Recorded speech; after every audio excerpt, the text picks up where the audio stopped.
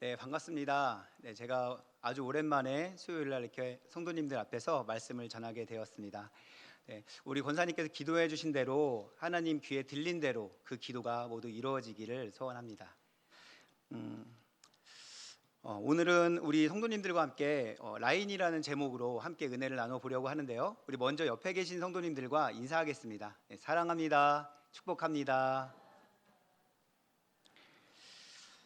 네, 제가 부주제를 한번 정해 보았습니다. 선을 넘으신 예수님이라고 제목을 정해 보았습니다. 예수님께서 선을 넘으셨습니다. 이 말씀으로 함께 은혜를 나눌 때 우리 성도님들 마음속에 기쁨과 큰 도전이 있기를 소원합니다. 혹시 어린 시절에 그 교실에서 책상에 금을 긋고 짝꿍이랑 이렇게 넘어오지 못하게 하는 일들을 해보신 적이 있으신가요? 네, 아마 기억이 있으실 겁니다. 특히 남자와 여자아이가 짝꿍이 되면은 그런 일이 많죠. 혹시라도 그 옆 친구 물건이 금을 넘어오게 되면 어떻게 되나요? 지우개를 뺐던지 괴롭히던지 아니면 던져버리던지 이런 일들을 했습니다. 지금 생각하면 참 유치하고 그냥 재미있는 기억 같은데요.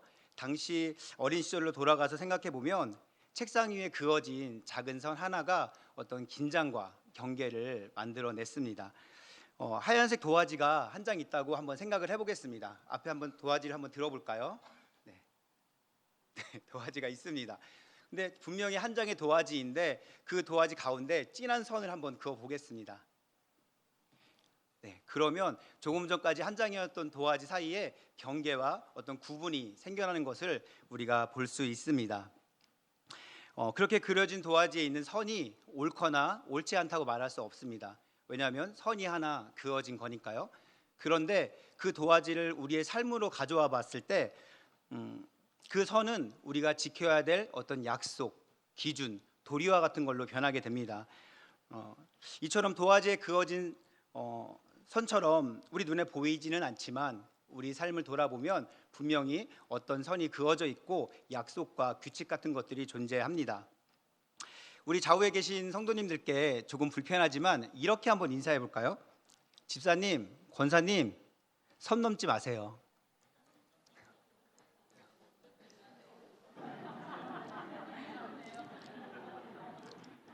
네. 어떤 느낌이 드시나요? 어떤 선을 넘지 말라는 건지 명확하지는 않지만 뭔가 조금 불편합니다. 그것은 우리말이 가지고 있는 선이라고 하는 그 단어가 가지고 있는 의미 때문에 그렇습니다. 우리 생활 속에서 선이란 단어는 서로 간에 지켜야 될 기준, 예의 또는 약속과 같은 의미로 통용이 됩니다. 이것은 우리가 살아가는 사회, 교회, 가정, 어떤 집단을 이루고 있는 공동체라면 모든 곳에 존재하는 일입니다. 이러한 기준과 경계들은 분명히 중요한 역할을 합니다. 그것으로 나름의 질서와 약속이 지켜집니다. 하지만 그것이 반드시 옳다고 말할 수는 없습니다. 우리는 예수님을 따르는 그리스도인들입니다. 그 선이 과연 하나님 뜻에 부합한지 생각해보고 돌아보아야 할 줄 믿습니다. 오늘 본문을 살펴보니 예수님은 유대 사회에 존재하는 어떤 선을 넘어가고 계십니다. 그리고 그 선 너머에는 우물가에서 만나지 말아야 할 사마리아 여인이 물을 깃고 있습니다.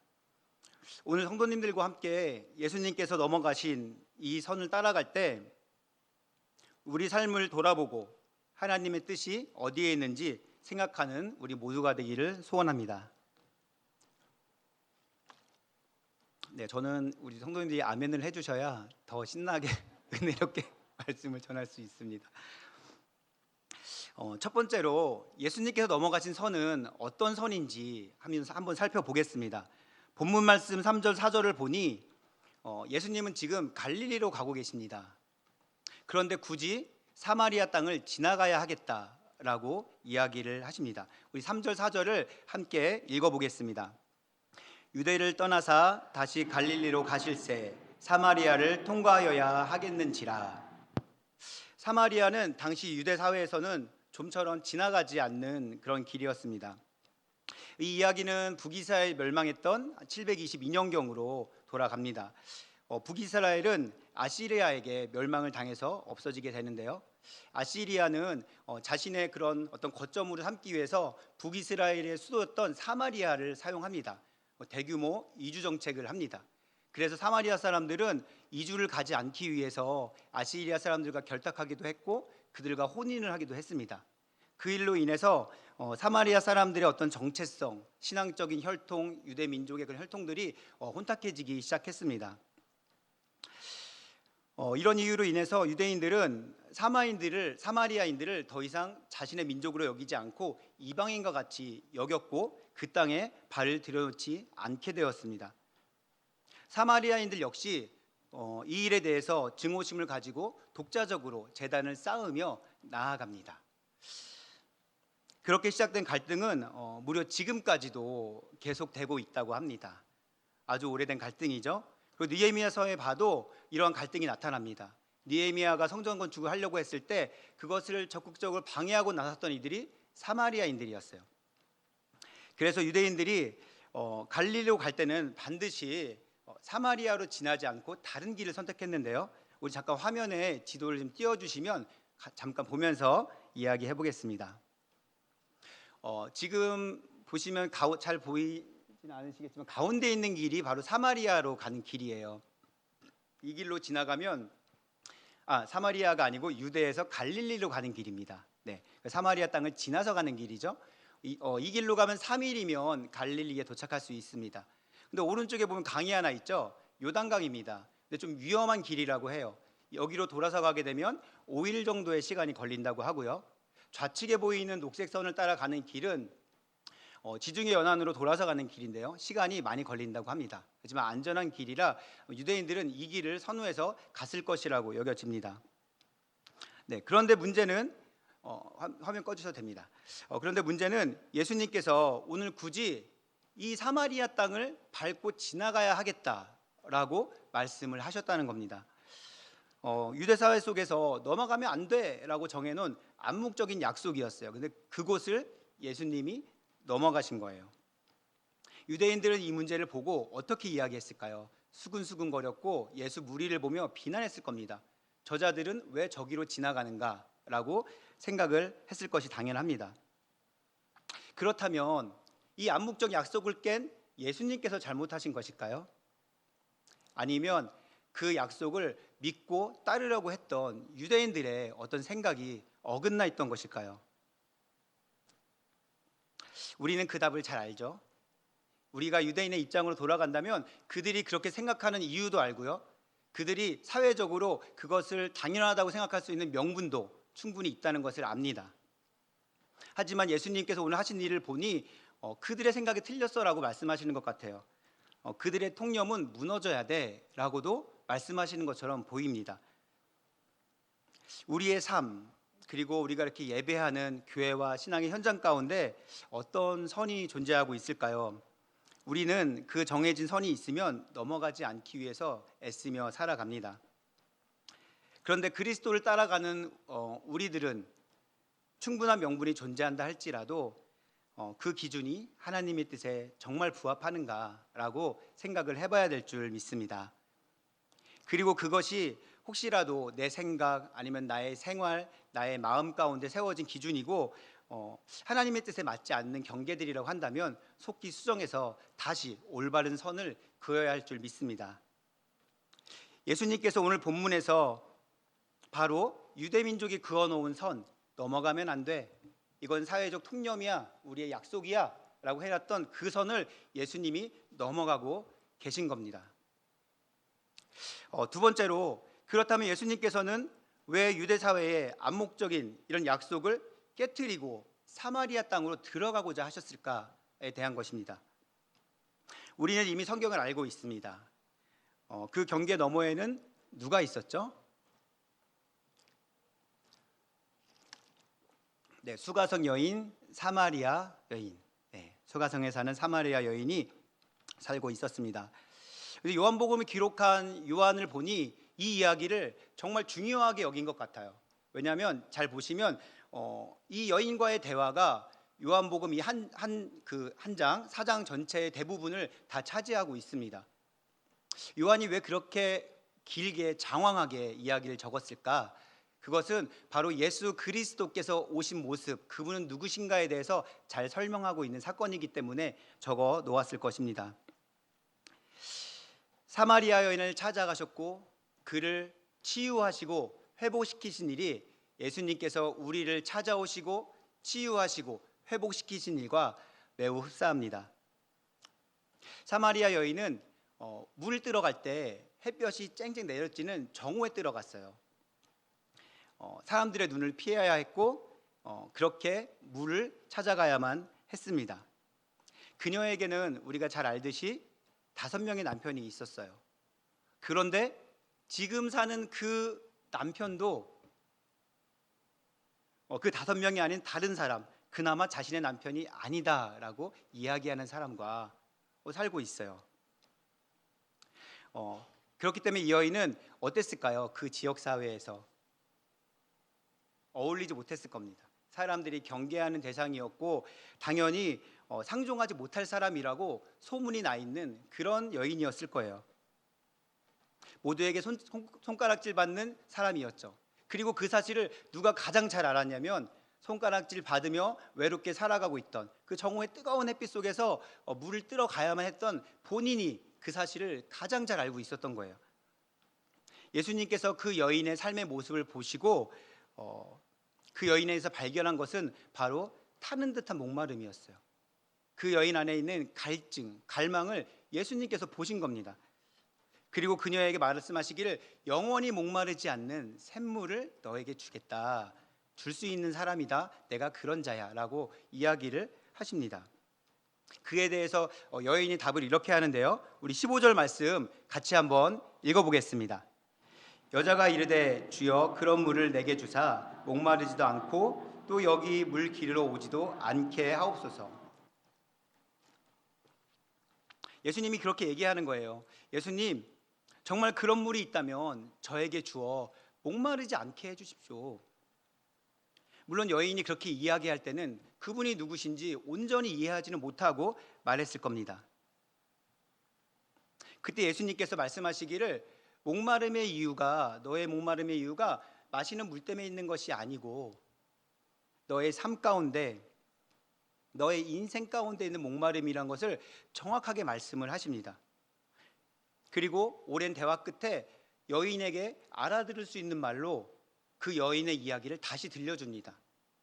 이 대화를 하는 중에 여인은 그분께서 그리스도시라는 사실을 발견하게 됩니다. 그리고 그 여인의 안에서 변화가 일어나기 시작합니다. 그리고 그 변화는 다시 행동으로 바뀌게 됩니다. 우리 성경 28절, 29절 말씀 같이 한번 읽어보겠습니다.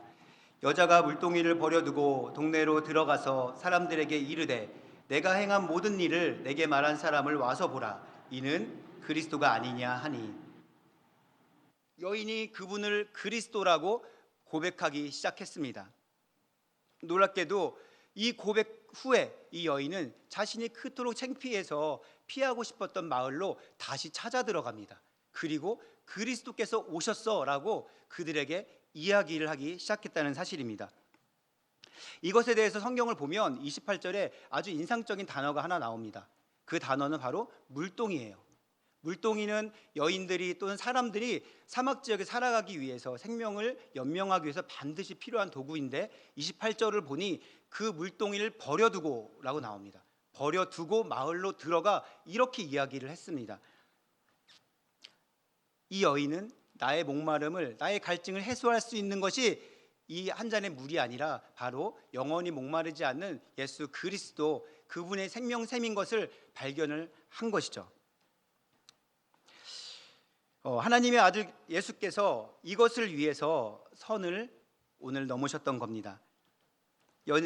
여인을 만나 자신의 한계, 자신의 사마리아 지역 안에 있다라고 하는 그 한계, 그리고 자신의 삶 가운데 보여지는 그 한계, 이 한계를 위로하시고 치유하시고 회복시키기 위해서 그 선을 넘으셔야만 했습니다.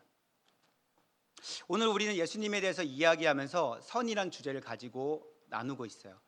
그런데 어떤 선은 넘으면 안 되는 선도 있는데 어떤 선은 넘지 않으면 안 되는 선도 있어요. 반드시 넘어야 되는 선도 있습니다. 100m 달리기를 하는 선수가 출발선을 넘어가지 않으면 경기에 참여할 수가 없어요. 결승선을 넘어가지 않으면 기록을 세울 수가 없습니다.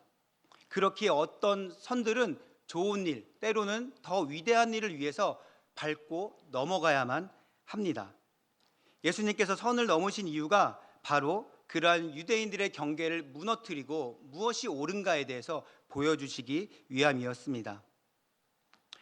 그리고 그 안에 살고 있는 유대인들이 만들어 놓은 어떤 규정과 약속 때문에 그 안에서 갇혀져서 살고 있는 사마리아인들, 그 사람들에게 복음을 전하기 위해서였어요. 다시 한번 생각해 보겠습니다. 우리가 살아가는 가정, 또 교회, 또 나의 삶의 그런 여러 영역 가운데 어떤 선들이 정해지고 어떤 선들이 그어지고 있나요? 우리 주위를 한번 돌아볼까요? 위에도 한번 보시고 좌우도 한번 쭉 한번 돌아볼까요? 네, 한번 이렇게 쭉 한번 보셔도 괜찮습니다. 예, 저희 안 보시는 분들이 많아서 한번 쭉 보시면 선이 보이시나요? 선이 보이시나요? 예, 전도사가 앞에서 보인다고 하니까 없는 선이 보이는 것도 같고 그렇죠.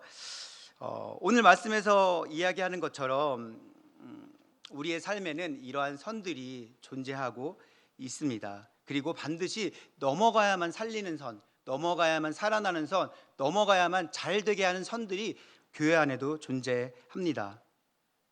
그래서 우리는 교회를 일으키는 일이라면, 영혼을 살리는 일이라면, 고통받는 자들을 회복시키고 복음이 전해지기 위한 일들이라면 그러한 선들은 반드시 넘어가야 할 줄 믿습니다.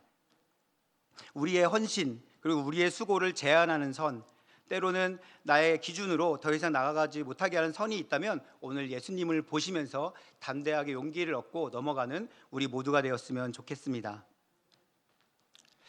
요한복음은 본문을 통해 우리에게 무엇을 말씀하고자 할까요? 성경에서 오늘 사마리아 여인과 예수님의 대화 그리고 그 사건을 통해서 우리에게 말씀을 허락해 주고 계세요. 그런데 이 말씀이 다만 종이에 적혀 있는 그런 기록된 말씀으로 끝나지 않는다는 겁니다. 이 말씀은 살아계시고 오늘도 우리의 삶 가운데 우리에게 동일하게 적용이 되고 있다는 사실을 우리는 기억해야 합니다. 사회 구조 속에서 아무것도 할 수 없던 여인, 그리고 인생의 그런 여정 속에서 점점 더 가중하게 오는 무게 그리고 고통, 그녀에게 찾아오셔서 그 삶의 무게를 어루만지시고 그리스도의 사람으로 바꾸셨고 제자로 바꾸셨습니다. 그 이야기는 바로 지금 예배하는 우리 한 명 한 명 그리스도인의 이야기인 줄로 믿습니다. 성경은 어떤 사람이 은혜를 받는가라고 이야기할 때 로마서 5장 20절에서 이렇게 기록합니다. 우리 같이 한번 읽어보겠습니다. 율법이 들어온 것은 범죄를 더하게 하려 함이라. 그러나 죄가 더한 곳에 은혜가 더욱 넘쳤나니. 본문의 여인처럼 큰 고통과 큰 아픔 가운데 치료를 받은 사람, 도움을 받은 사람들은 그 은혜가 얼마나 큰 것인지 잊지 않고 기억합니다. 여인이 정말 큰 고통 속에 있을 때 죄악된 삶 가운데 찾아오신 예수님을 정말로 만나자, 그분이 그리스도인 것을, 생명수라는 것을 알게 되고 마음 가운데 시원케 됨을 경험한 이 여인은 하나님의 은혜에 붙들려 살아가는 자가 되었고 그렇게 모습이 바뀐 것을 우리가 보았습니다.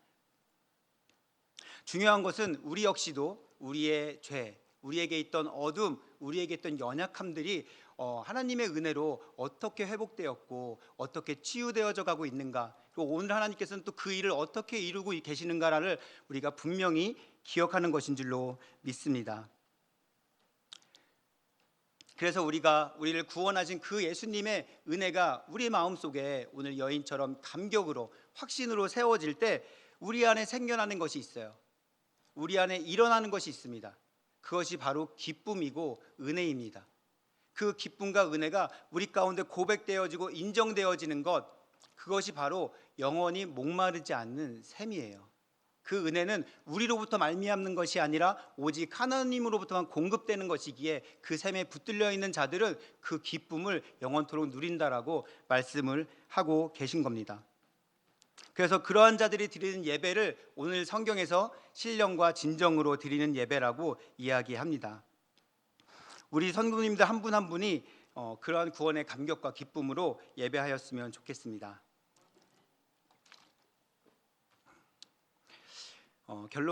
결론입니다. 우리는 오늘 어디에 있을까요? 제가 오늘 선이란 이야기를 참 많이 합니다. 선의 바깥쪽에 계신가요? 아니면 선의 안쪽에 계신가요? 아니면 선의 언저리에 계신가요? 또 그 선은 또 어떤 선인가요? 예수님께서 이 땅에 오신 이유는 그 한계와 어긋난 것을 회복시키고 고치시기 위해서 오셨습니다.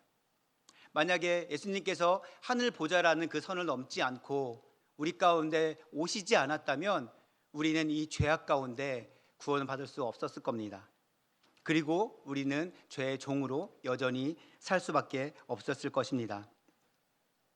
우리의 삶을 돌아보면 참 열심히 살았습니다. 하나님을 위해 기도하고 헌신하고 수고하며 살아왔습니다.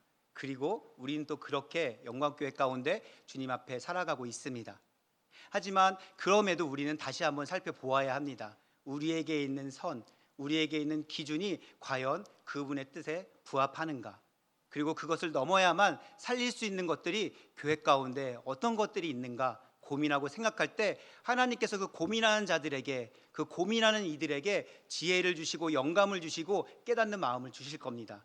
그리고 헌신하고 수고할 때 그 기쁨이 얼마나 크고 위대한지 고백할 수 있는 마음을 주실 겁니다. 그래서 우리의 교회가 날마다 더 은혜 가운데 주님의 도우심 가운데 나아가게 될 것이고 날마다 주의 아름다운 소식이 전해지는 교회가 되게 하실 줄로 믿습니다.